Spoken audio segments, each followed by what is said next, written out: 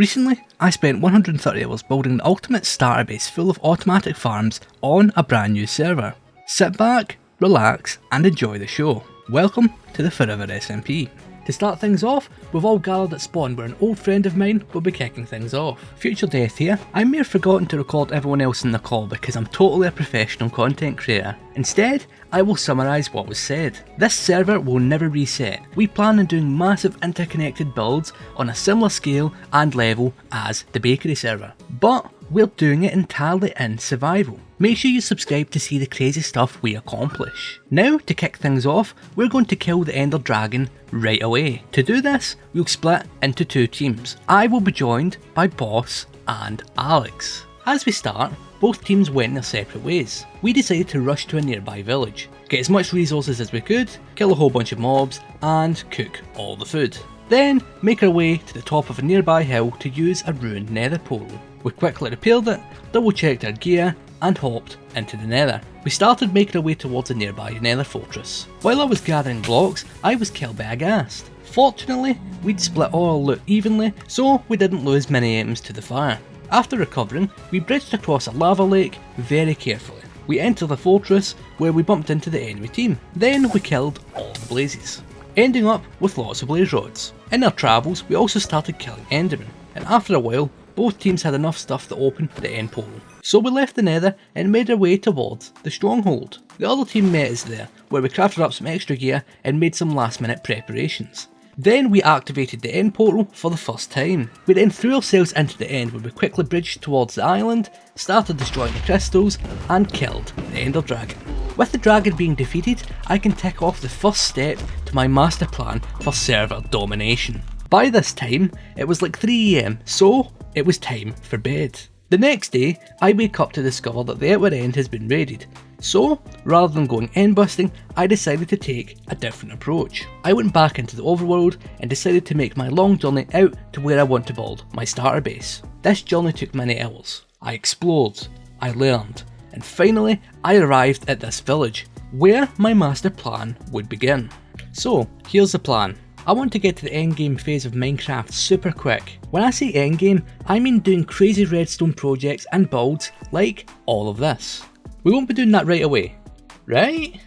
So we're going to be doing that right away. First of all, I'm going to get fully enchanted diamond gear without mining for it. Actually, you need to go mining to get diamonds? Whoa, I'm going to stop you right there. There's another way. Let me introduce you to villager trading. Villagers can trade many different types of items, including diamond armour and tools. This will cost me emeralds. And before you start, no, we don't need to mine those either. I plan on using Fletcher villagers to trade sticks for emeralds. Then I can use those emeralds for diamond gear. Before I can do that, I need to get this village ready. First, I'm going to take over this house and use it as my temporary home. I'll set up a few chests for me to dump my inventory and some furnaces. I'd like to focus on making my trading area down by the ocean here. First, I'm going to start a small sugarcane farm for paper trading and eventually firework rockets. Then, I'm going to flatten this entire area. I'm going to start a crop farm so that I can breed villagers in a little while. I'll use this flat area for this right next to this temporary bamboo farm. Unfortunately, I don't have anywhere near enough crops for this, so while I let this grow, I'll go around the entire village stealing beds for a villager breeder.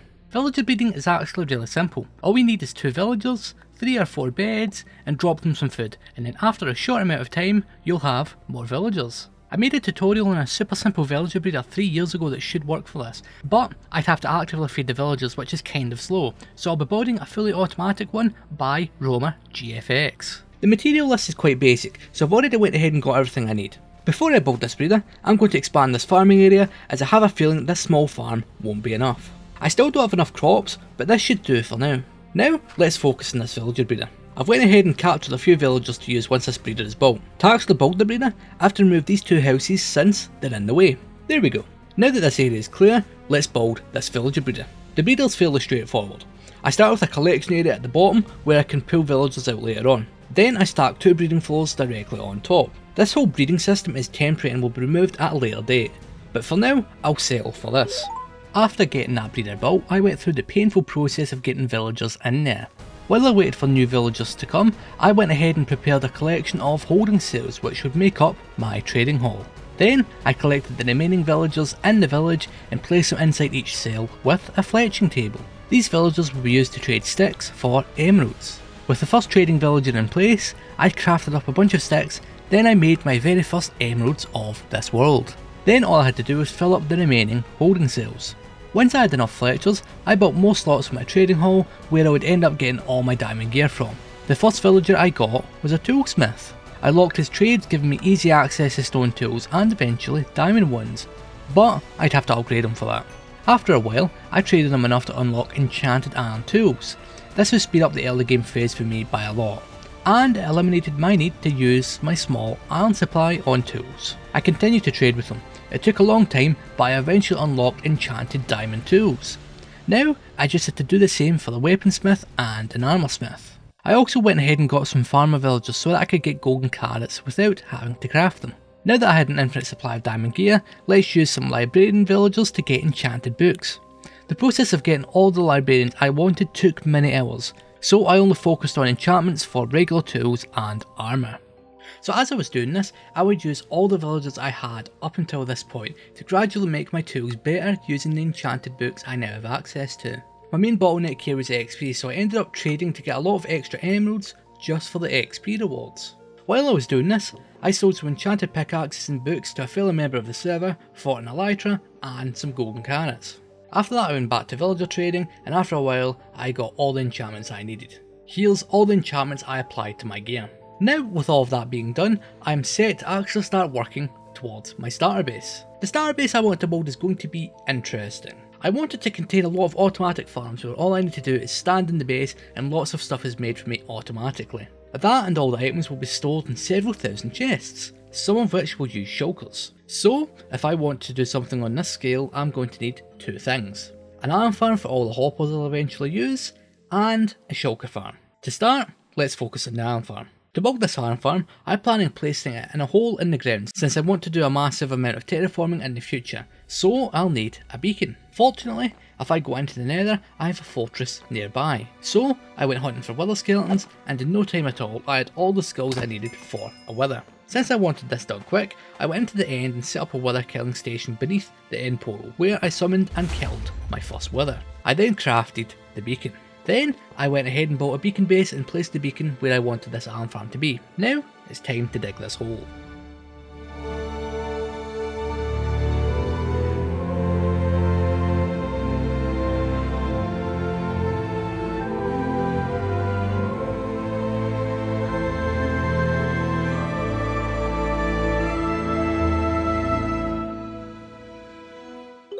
There we go. That hole should be more than big enough for this iron farm. Before I build the farm, I should probably explain how you can get iron. In Minecraft, there are two ways to get iron. You could go mining and collect the raw ore, or you could kill a lot of iron golems. Now normally you'd have to summon these yourself using 4 iron blocks and a carved pumpkin, but there's another way. When villagers are scared by a hostile mob such as a zombie or a pillager, they will summon an iron golem to protect them. We can exploit that by building an iron golem farm. This is simpler than it sounds. For today, I'll be using this iron farm I designed 3 years ago that can make 4000 iron per hour. Let's build it. The resources required for this farm are easy to get as I designed this to be built in the early game. So, after a few hours of resource grinding, I almost have everything I need. The one thing I'm currently missing is honey blocks. These are used in the activation system. To get honey blocks, I'll need bees. Bees pollinate flowers and return to their hives with honey, which can be harvested and turned into honey blocks. So, in order to get honey, I went out into the world to gather bee nests so that I can start my own small bee farm. After using that for a while, I have all the honey I need. Now, I can start building this iron farm.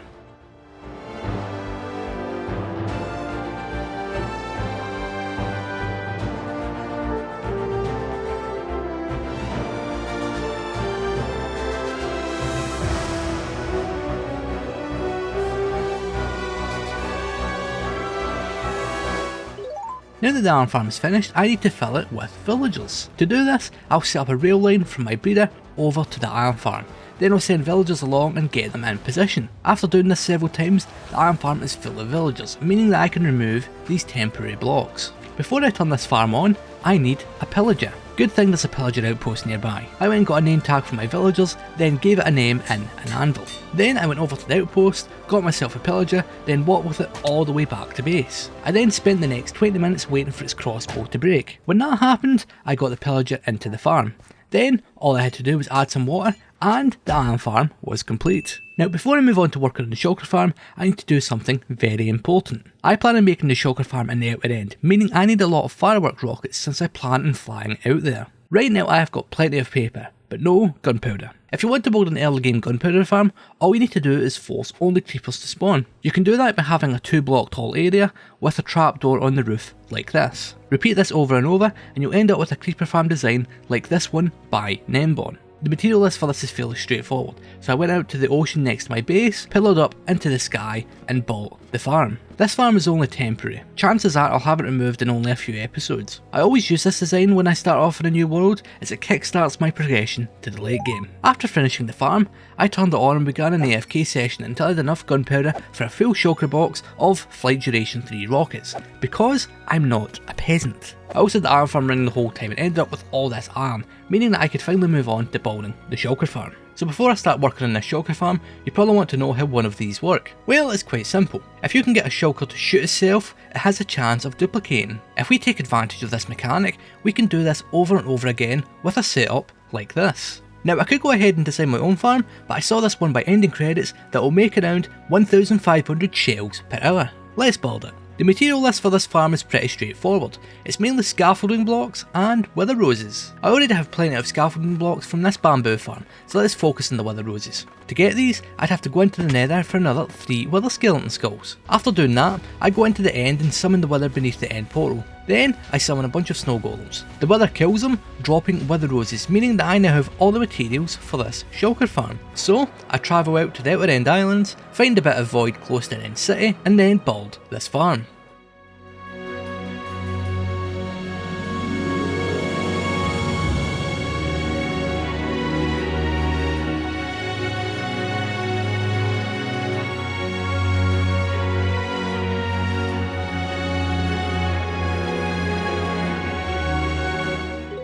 With that farm being finished, all I need to do is capture a shulker in a minecart, then I install it in the farm. Then I do AFK at the farm waiting for all these holding cells in the supercharger to fill up. While I was waiting, I went ahead and built 2 more versions of this farm, since I had to wait around in this area anyway. Then, after being AFK for a while, I've ended up with almost 2 double chests of shulkers containing shells, meaning that I now have around 150,000 shells. This should keep me going for a while. So now that both the iron farm and shulker farm is built and working, it's finally time to start working on this starter base. Think of this villager house as my base. I want to fill it with automated farms constantly producing items and feeding them into a central storage system. I want all of this to happen underground since I plan on doing a bunch of stuff on the surface at a later date. To achieve this, I'm going to start removing a chunk of the world, taking it all the way down to bedrock. While I'm doing this, I will save every item as a few of my fellow server members need these resources for a few different builds. Now that the area has been cleared, let's start working towards building something here. The main block I'd like to use is concrete, mainly these concrete blocks. Since I'll probably need tens of thousands of them, I'll need another farm. On this server we allow concrete duping, so let's build a concrete duper. This design by Alario should be perfect for this. It'll produce around 108,000 concrete per hour. Let's build it. The machine is fairly small and requires all these materials, which I have a lot of. All I need to do now is find a stronghold. Fortunately, I have one close by. Before I can build this machine, I need to remove these portal frames. You can do that by growing the large red mushroom and removing them. It looks a bit strange, but it won't for long, as I'm going to go ahead and build this duper. Then all I need to do is activate both the chunk loader and the machine, then jump into the end and stuff should be coming through. Now I need a collection system of some sort. Something like this should work fine, as it will use shulker loaders to store all the items. Now all I need to do is deal with the obsidian platform. To do this, I'll be using string to stop the platform from regenerating. I'd recommend watching this video to learn more about that. After finishing that stuff, I used the concrete duper for a while and ended up with all this sand. I forgot to mention that this will also work with sand and gravel.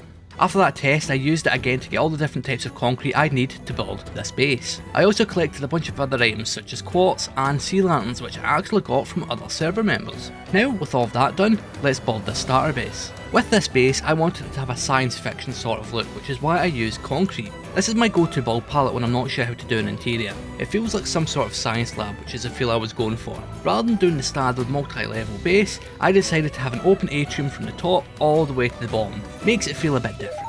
After finishing that build, I installed a redstone elevator system that you may be familiar with if you watch Hermitcraft. Azuma used this elevator design in an early episode of Hermitcraft Season 10, and I thought it was pretty neat, so I used it here. Cheers for the design, dude. On both sides of the build, I have storage rooms, one for general items and the other for bulk items. Let's focus on filling it up. To do this, I'll need farms. On each level, I have these holes in the wall where I plan on building my farms. First thing I need to do is clear the space required. Then I can build each farm. The first farm I'll be building is a bamboo farm. All the farms you see here will be fairly small since they'll be running constantly. Next, I build a cactus farm since it's one of the slowest farms in the game, and I'll probably need a lot of cactus at a future date. I then build a melon and pumpkin farm designed by Elmango. This is my go-to design for melons and pumpkins. Then finally, I build a bee farm. I've used this design before in my hardcore world. I should also mention that I spend quite a lot of time breeding bees. Now all I need to do is fill up this bottom section. Here I plan on building a slime farm since this entire build is located within a slime chunk. This design is fairly basic, making use of several spawning platforms. Now all I need to do is hook up each farm to its own storage, just like this, meaning that the base is virtually complete. Back at the top, I have 2 spaces left which I originally planned on using for farms, but I won't be doing that. Instead, I'll be building a super smelter and a lava farm to fuel the smelter. This way, I don't need to use any of my limited supply of wood. Now that the starter base is complete, it's finally time to move in. First, I'm going to clear out all the storage I have in this village, leading to me filling this storage room. Then, once that's done, I can move my nether portal inside as well. Now that I'm fully moved in and the small starter base is complete, I now have the jumping off platform I need to start doing mega projects on this server, which I hope to be doing in the near future.